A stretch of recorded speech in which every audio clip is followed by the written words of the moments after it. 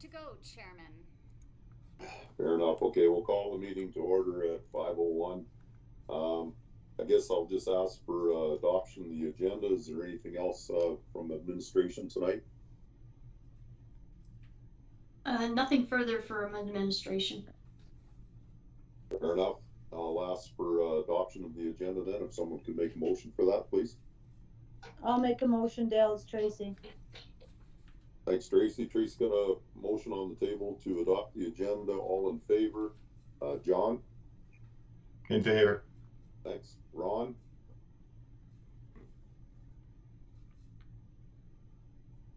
Was there?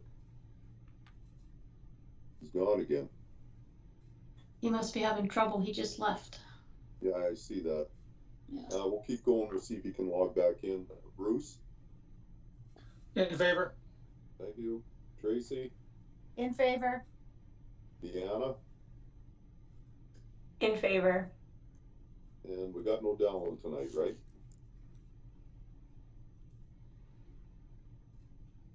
Correct. Okay, fair enough. That's carried then. Move on to, I see Ron's back. Are you good to go there, Ron? Sure, I'm in favor anyhow. Okay, good, thanks.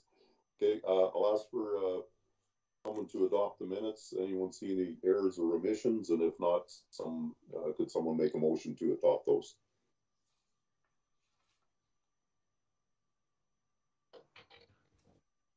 I'll move the minutes, Dale, as circulated. Thanks, Ron. Motion on the floor from Councillor Goggenlock to adopt the minutes as circulated. All in favor? John? In favor. Thank you. Ron? In favor. Bruce? In favor. Tracy? In favor. And Deanna? In favor. Good, thank you. That's carried. So moving right along to development applications. I guess we'll start with development application 15040-2021. Joan, you want to take that one? You betcha. So this evening we're looking at development application 1540-2021. The applicant resides on an 8.5 acre parcel, which is located within Baxter Heights. So plan 9924505, lot 28, on Southeast 305912. So they're just looking for a change of use on the accessory building from institutional public use. They had a support services program for persons with disabilities that they were running out of the accessory building, and they'd like to change that to a lodging establishment, secondary, so essentially like an Airbnb. So under lodging establishment secondary, it essentially means a minor or ancillary subordinate commercial use of a dwelling or accessory building, in this case, where accommodation and meals is provided for tourists or temporary stays of similar nature. The occupant or their immediate family must be part of the business. It is zoned country residential, and the lodging facility secondary is a discretionary use within the district. We have section 70, which outlines a few requirements under lodging establishments, such as some just general provisions. Persons wishing to operate a lodging establishment shall be required to apply for a development permit, which the gentleman has done. In order to ensure that the lodging establishment operates as a tourist accommodation rather than as a rooming house, guests will be limited to tourists and the traveling public. Permanent occupancy by particular individuals will not be permitted. And then just any signs on the property need to follow section 87 of our land use bylaw. So the notice of the development was advertised for a 2-week period, as well as letters were sent to adjacent landowners. And we have received no complaints or concerns with respect to it. Mr. Hilland has been sent the conditions of the development. I believe he's available if anyone has questions. And would you like me to read out the conditions that we've established for this? I don't think we need to have the conditions read out or anything. I'm just curious Are there any questions from any members of the board regarding this permit? I have one. Yeah, go well, ahead. Go ahead, John. two actually. So do we have anything else like this set up in the municipality, in the county? We have got a couple bed and breakfasts. There's one down in the Anselmo area. And we have one actually up on, well, no, I believe they just closed. We did have one, sorry, up in the West Mountain, kind of in between West Mountain and East Mountain. About Range Road 121, I believe it was. But I think he subsequently has closed his establishment. Okay, and then the second part that I have was regarding that conversation that I had with you about changes to the MGA. Are we compliant in having that as long as the occupant or their immediate family must be part of the business? Is Yeah, that no, would is be that with respect to this, because that was more dealing with on the residential side in the garden suite section. Yeah, and I did read that, John. Thank you. okay? That's it for me. Fair enough. I see, Ron, you got your hand up. Go ahead. So I think the control mechanism that we have to, I guess, consider is related to the possible misuse of that type of a facility. How do we ensure compliance? Are there site visits? Are we requiring a record to be kept by the operator? I guess what mechanism do we have to ensure that it is being used for the intended purposes? Generally, what occurs is if neighbors are really good at keeping us in the loop as to what's occurring on various properties. There are other means that we can definitely use. We could request that, yeah, they submit registries, I guess. In this instance, it's pretty much, left to their accord, unless we do get complaints with respect to, there's been a single vehicle there for the last year. What's going on when it was supposed to be a, temporary accommodation kind of thing. And like I say, neighbors are probably our best enforcers. But we could certainly add, if the Municipal Planning Commission chose, a condition just requesting that they provide us with their registries. And I think that wouldn't be an unreasonable request there, that it might be something that they submit to the municipality on an annual basis there, but it's not a big thing by any stretch, ladies, but should it become an issue, it is something that may have to be considered. Other than that, I'm okay with it. I was just going to say, I had one of these facilities set up here right in my area also. I was here for quite a few years and we absolutely had no issues with it. Worked out great for different people coming through the area. So it worked out just fine for us. Ron, do you want to add that then as a condition or something, and then make a motion on that at the same time? Or is there any other questions? Any other from the board? No, I'm not a fan of any more regulation than necessary, Dale. But Joan's suggesting that we haven't had any issues. You're reinforcing that expectation. If we get concerns from neighbors there, I think we have a fallback process there. And so I think that's where we'll leave it. If it became a large demand for this type of development permit, it might be a requirement that we would consider, but I think I'm good at this stage. Fair enough. Are there any other questions from any members of the board then?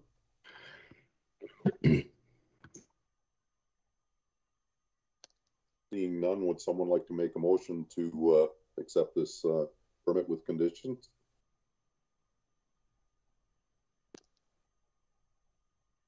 I'll make that motion, Dale. Tracy. Fair enough.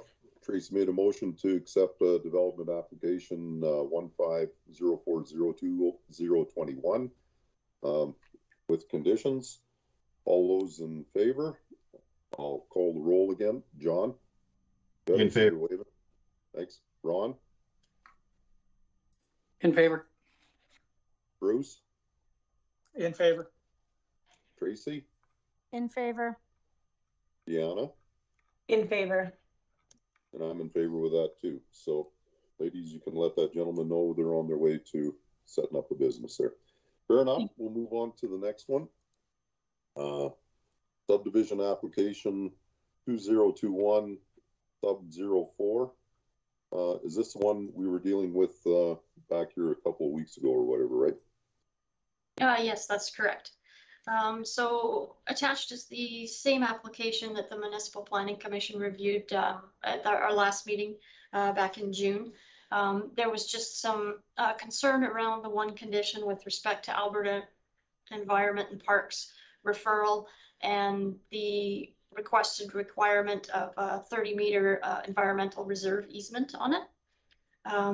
So we did get a further response from Alberta Environment and Parks, just clarifying as to the process that they go through as far as us referring to them and then responding back. We do have a memorandum of understanding that we've had for several years with the local agency, and they're exceptionally, good at giving us some sound advice with respect to whether our planning documents and how we can work together to protect the environment, I'll call it. So I have attached the response that we did receive from Alberta Environment and Parks. It's under Schedule A. So Mr. Bruce Fanos just essentially responded to the concern and kind of laid out how we go about the process. So Alberta Environment Parks was referred to in this instance. AEP did determine that the property in discussion was an environmentally sensitive area. And in the referral response did request that whether it be development and or subdivision, that we consider environmental reserve protection. And that environmental reserve protection can be taken either through a lot in which the municipality then owns, and or environmental reserve easement in which the landowner retains the ownership of that area. And then we just, what we do is we place a document registered against the titles. And in that environmental reserve easement, we can have, essentially it indicates that the parcel should be left, or not the parcel, sorry, the environmental reserve area taken shall be kept in its natural state in order to protect the bed and shore and area of 30 meters in this instance from development. So when AEP does review these, they do look at what our documents say as well as what the Municipal Government Act requirements are. So in this case, I have attached under Schedule B excerpts from our land use bylaw as well as our municipal development plan, those in the Municipal Government Act as well, which in this instance, there was a watershed management study that had been completed several years ago and is still in place that was provided to us, which does indicate that this area with the little paddle and the paddle being an area that does have a tendency to flood. In reading in the report, there are areas with this particular creek in which it's fairly flat. So when flooding does occur, or when there's heavy rains and things like that occur, it's more susceptible to flooding because it is such a flat and it doesn't have like steep banks and things like that. So when it rises, it of course comes outside of its banks. So in this case, Alberta Environment Park, just because of the volatility of this particular one, had suggested the 30 meters, which does meet, of course, our requirements. And again, it was just a recommendation because under the Municipal Government Act, the municipality can do a minimum of a 6 meter all the way up to the 30 meters, which fits within our land use bylaw. And I can say that throughout the municipality, we do have ones that vary everywhere from that 6 meters all the way up to the 30 meters. We've got 10 meters along a few, quite a few that I'm aware of that were done in the past. The 30 meter ERE does, of course, then allow, I mean, essentially it fits with what our setback requirements are from top of bank of a creek. And in this case, being that there is potential for flooding along this little paddle, administration felt that the 30 meter wasn't excessive, and because of the flooding, because if you retain that vegetation along there, it's of course going to slow it down from spreading out. It protects the bed and shore.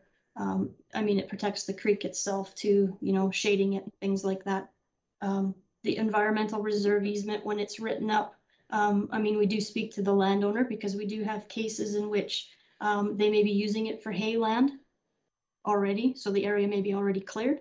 And I mean, we don't want to stop that. In this instance, it looks like it's fairly heavily treed. I'm going to say that perhaps we need to write into the ERE something to do with access, whether that be across it, in order to gain access to the lands that are on the other side of the creek, of course, because it does seem to split it. So not giving access to the east portion of the remainder.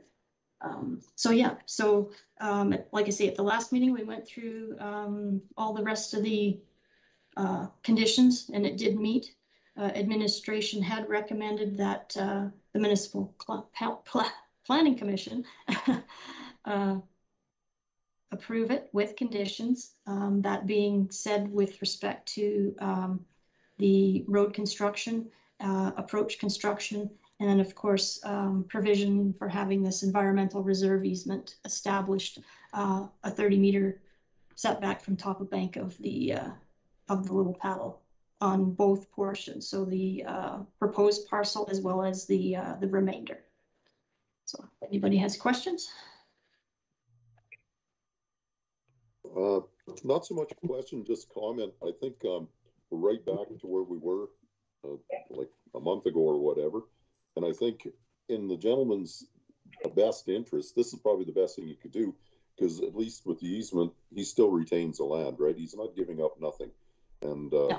If you go the other way, if you got to take out a portion, right, then they lose that if it's set aside for parks or whatever else. So in all honesty, I think this is probably still the best thing, the best way to go, in my opinion anyway. I see, Ron, you got your hand up. Go ahead. I don't think, Dale, that anything that I've read that has been provided in the response that we got from Alberta Environment Parks requires that an easement be taken at this stage. This is the first parcel out.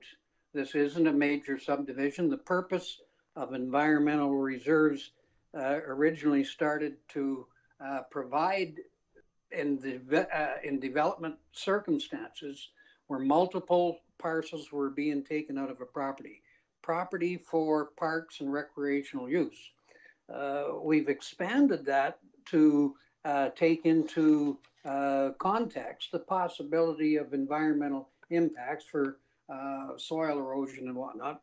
And I have to say that the expectation that landowners will give up a certain percentage of their land so that they can simply create a subdivision is unreasonable.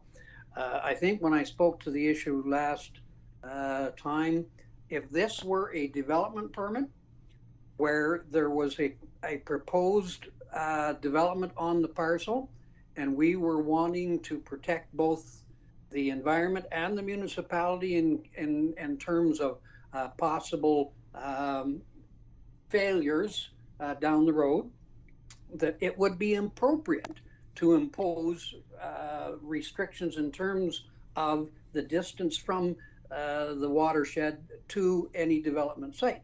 But this is simply a subdivision to create two parcels that in no way is changing the use of the land. I certainly appreciate the importance of reserves to protect it.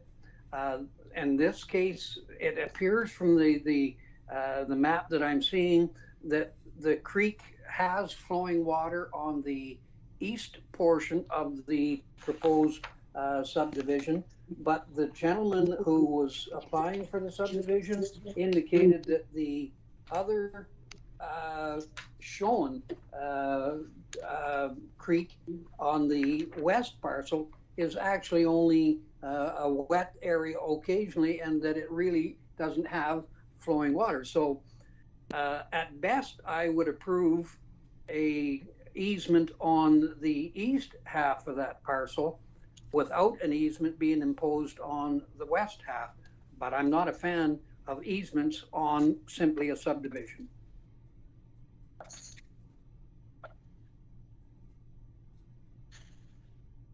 Well, I'm leaving it open to the board. Any other comments? Go ahead, John. I'd like to make a motion that we Municipal Planning Commission approves subdivision application number 2021 SUB 04 with the conditions as stated in the permit.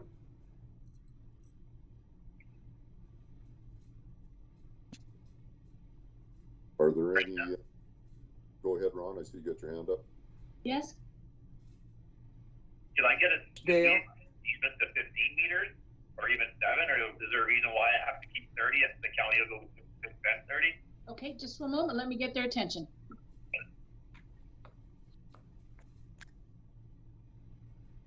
Excuse me.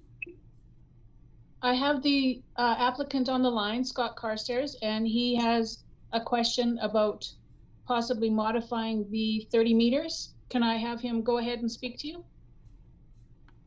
Yeah, go ahead, Brenda. Okay, go ahead, Scott.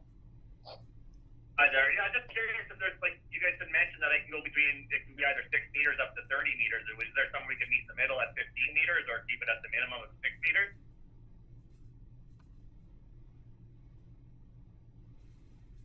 Joan, I'm looking for you. Sure. I'm thinking given the, as Councillor Govenlock had mentioned with respect to the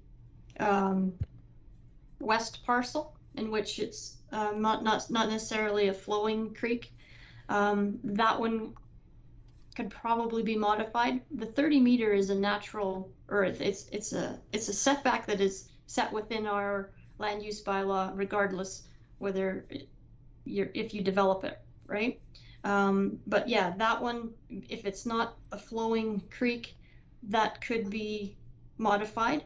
The one on the west side, given that that's where the main stream is, and that there is a watershed document that indicates that you know, the little paddle does have a tendency to flood, and you know, unless the MPC feels comfortable in reducing that 30 meters, I would recommend that it maybe stay at that on that side. But again, it's the MPC's decision as to whether they would like to modify it.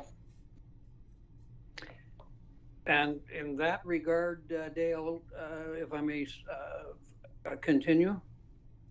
Yeah, go ahead, Ron. And in that regard, I'm going to put forward an amendment there to the motion, and that is that the condition number 3 be amended to put on a 30-meter easement, environmental easement, on the east portion, that is the large portion of the parcel, and exclude any easement on the smaller portion, that being the west portion there. And I think, given, Scott, that should anybody want to develop on that property, the expectation would be a 30-meter easement in relation to that development anyhow there, but at least the restrictions would be, I think, eliminated off of that smaller parcel. Would you be comfortable with that? Are Yeah, I you guess asking? that's the only option I have. That's what we'll go with. John, would you be okay with a friendly amendment to your motion? I won't accept that as a friendly amendment. If you'd like to make that as a amendment that we can vote on, when we talk about 30 meters, we're talking about 100 feet.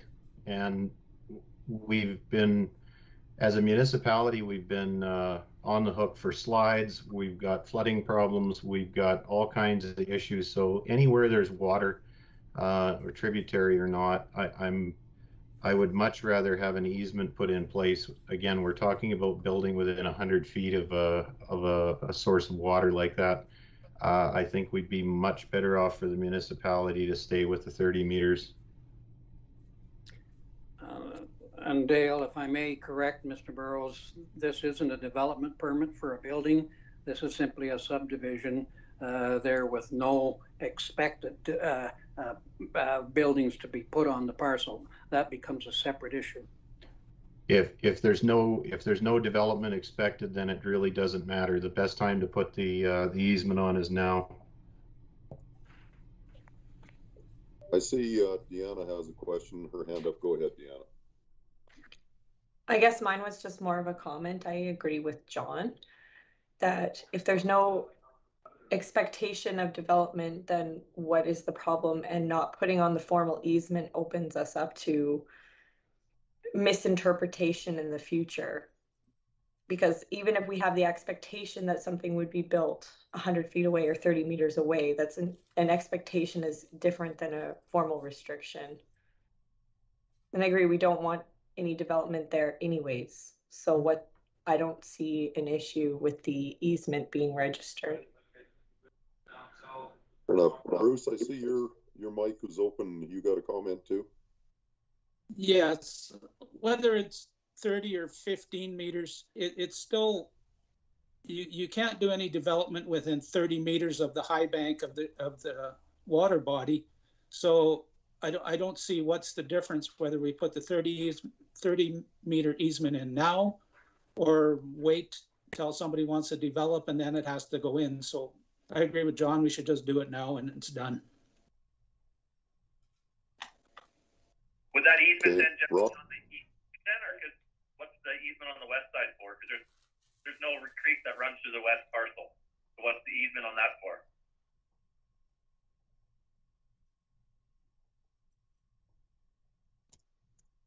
It's Like showing. the river only runs east easement or the east parcel. There's no river running through the west parcel. So the west parcel, is that an intermittent or drainage area? It's like the middle of its muskeg. Like there's no creek or nothing through it. It's low land, but there's no definitive ditch or any kind of drainage like that. Okay, so I think the easement is more on the west side. Okay.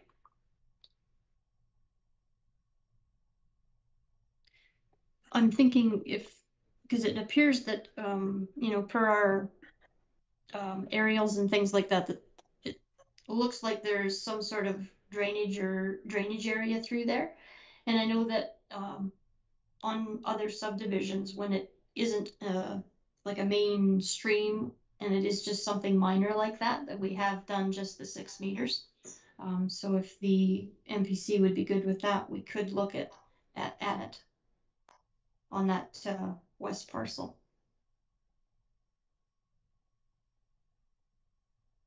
Well, Ron, did you have a question yet? I see your hand up yet. I don't have a question, Dale. The problem I'm dealing with is, as a landowner, there's lots of lowland that is being farmed. And I'll use my own land as an example.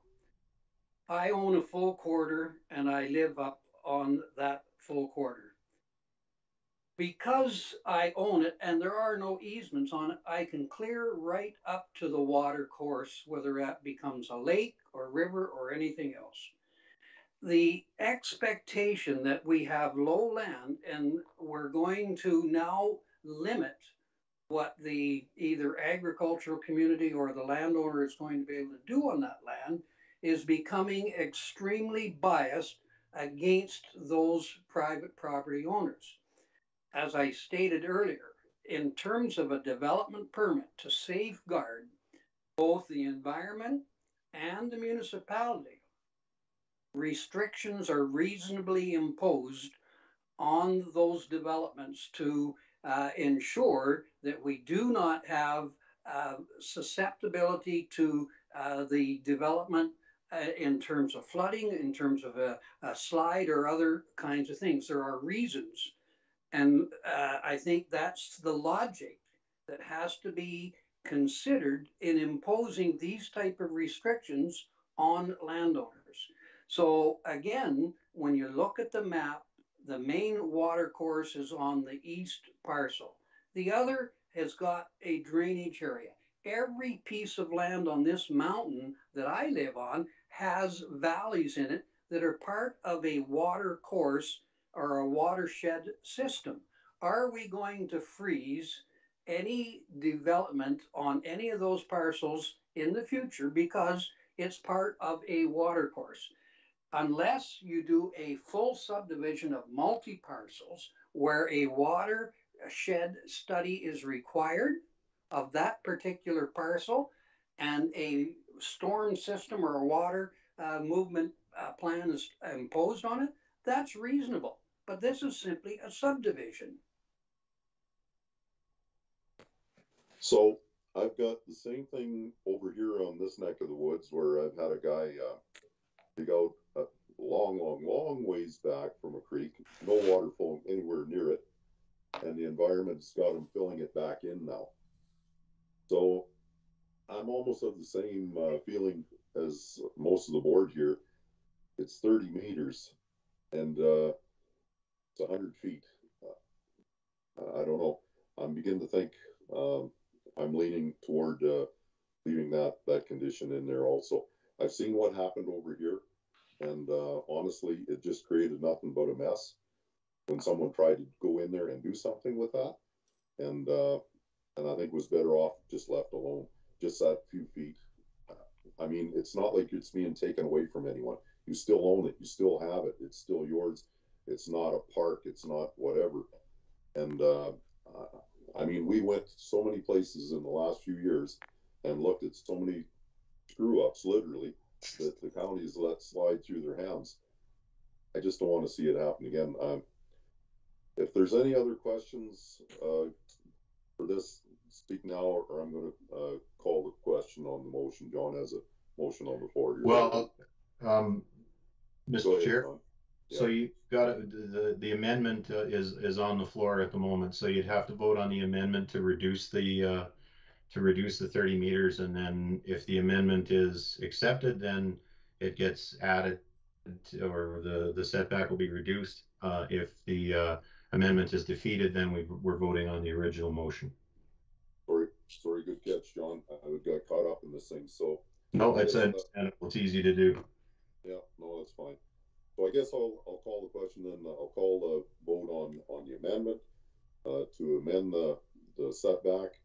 All those in favor, or I shouldn't say all those in favor, just yeah, I guess in favor, or who's call the question. John? I'm opposed. Okay, Ron? Certainly in favor, Dale. Okay, Bruce? Opposed. Tracy? Opposed. Deanna? Opposed. Okay, so that motion's defeated. I guess we go back to the original, John's motion to consider or to approve the application with the conditions as they were stated. So are there any other questions, or do I just, I'll call the question on that. All those in favor, I'll go with John. In favor. Excuse me, I'm sorry to interrupt. The applicant has a question. So explain the easement to me at 30 meters from the center of the water body. On the wet portion, what do you deem as the center of like that water body when it's just like a muskeg? What do you deem as the center of it? What do you deem as? Sorry, sorry, that'll be a determination by the surveyor, because there should be a natural drainage pattern that runs through that. Okay. Sounds good, thank you. Okay, I call the question. All those in favor of accepting the application with the conditions, the motion, John made the motion to accept it that way. And, I'll call the question, John. In favor. Thank you. Ron, I would be opposed. Bruce, In favor. Tracy, In favor. Deanna, In favor. and I'm in favor. So that application's carried, accepted with conditions. Moving on, we got information items. Hey, Scott, we'll send you out some official paperwork on this. Okay, and then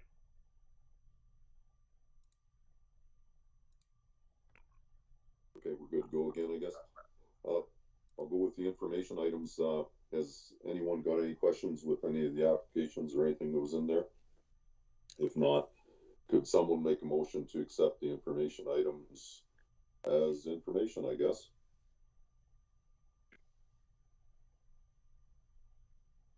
I'll make the motion to accept his information, Mr. Chair. Good, thanks, John. John's got a motion on the floor to accept the information items. All those in favor, John, In favor. Ron, In favor. Bruce, In favor. Tracy, In favor. Deanna, In favor. and I'm in favor. Okay, so I think that pretty well wraps it up. We haven't got anything else. When's the next meeting, Brenda? Any idea? August 18th, in person here at the county office. Okay, At 5 5. o'clock. Yes. 5 o'clock start. Fair enough. Okay, folks. Thank you for the evening, and we'll catch up with you guys a little later on. I see. I have You a have a question question? before we hang up, Yeah. please. Yeah, go So ahead. if it's in person, what if we're concerned, is everybody vaccinated or not vaccinated? Question? What was discussed, I think, at the last council meeting, because that was also brought forward, at the council meeting, was that, under the provincial guidelines, it seems like it's open, so, yeah, but we can certainly try to accommodate, trying to space everybody, and having the 6 feet, between us, but there is really no, at this point, protocols at the office, having our meetings downstairs, but we can certainly accommodate if there's anyone that's uncomfortable in making sure that there's the 6 feet between us. Thank you. So I guess I just need a motion to adjourn. Dale, it's Bruce. I'll make a motion to adjourn the meeting. Fair enough. We don't need, do we need a vote on that? I better do it anyway. John, you in favor of that? In favor, yep. Ron, In favor. Bruce, In favor. Tracy, In favor. and Deanna? In favor. She's a done deal, folks. We'll see you on August 18th. Have a good evening. Thanks, Thank- everybody. Thanks. Bye.